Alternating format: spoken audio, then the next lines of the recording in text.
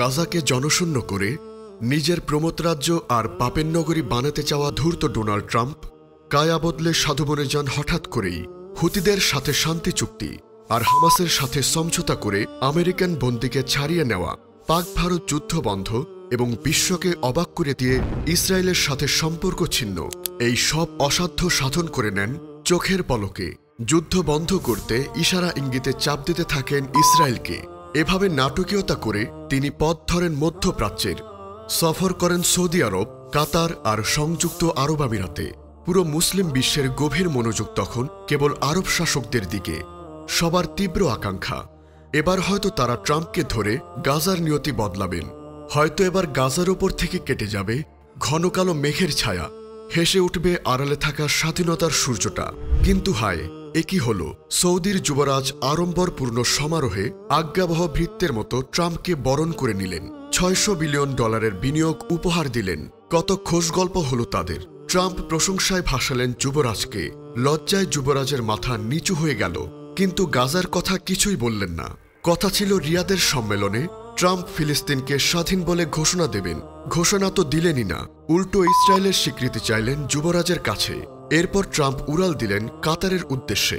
কাতার তোষামত করতে করতে প্রেসিডেন্ট ট্রাম্পকে টপকে ব্যক্তি ট্রাম্পকে উপহার দিলেন $400 মিলিয়ন উড়ন্ত প্রাসাদ। চরণতলে সমর্পণ করল $1,20,000 কোটি টাকার বিনিয়োগ।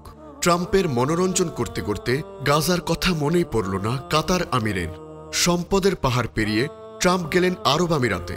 সৌদি আর কাতার ডলার দিয়েছে, শুধু ডলার দিয়েই তো এবার ট্রাম্পের মন পাওয়া যাবে না। তাই আরব আমিরাত ট্রাম্পের অভ্যর্থনার আয়োজনে হাজির করল একদল রূপসী নারীদের। নারীরা তাদের চুল ওড়ানো নৃত্যে যেন ভিক্ষা চাইল ট্রাম্পের মনতুষ্টি। শুধু তাই নয়, ট্রাম্পের সম্মানার্থে ধর্মকেও পদদলিত করে মসজিদও বন্ধ করে দিল আমিরাত সরকার। বিনিয়োগ করল $1.4 ট্রিলিয়ন। এই আরব শাসকরা গাজাকে শুধু ভুলেই যায়নি, বরং গাজার নির্মম ভাগ্যের সাথে উপহাস করেছে। গাজা যখন না খেয়ে মরছে, তখন তারা শত্রু চরণতলে অর্থের ভাণ্ডার সমর্পণ করে পৈশাচিক উল্লাস করেছে। সফরে তারা যখন ট্রাম্পের মন জোগাতে প্রতিযোগিতা করছে, ঠিক তখনই ইসরায়েল গাজাকে মূল উৎপাটিত করতে শুরু করেছে নতুন অপারেশন। মাত্র 2 দিনেই হত্যা করেছে 5 শতাধিক ফিলিস্তিনিকে। 2 দিনেই বাস্তুচ্যুত হয়েছে 3 লক্ষাধিক ফিলিস্তিনি।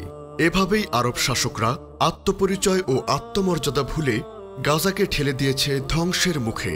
মহান আল্লাহ এদের অনিষ্ট থেকে পুরো উম্মাহকে হিফাজত করুন।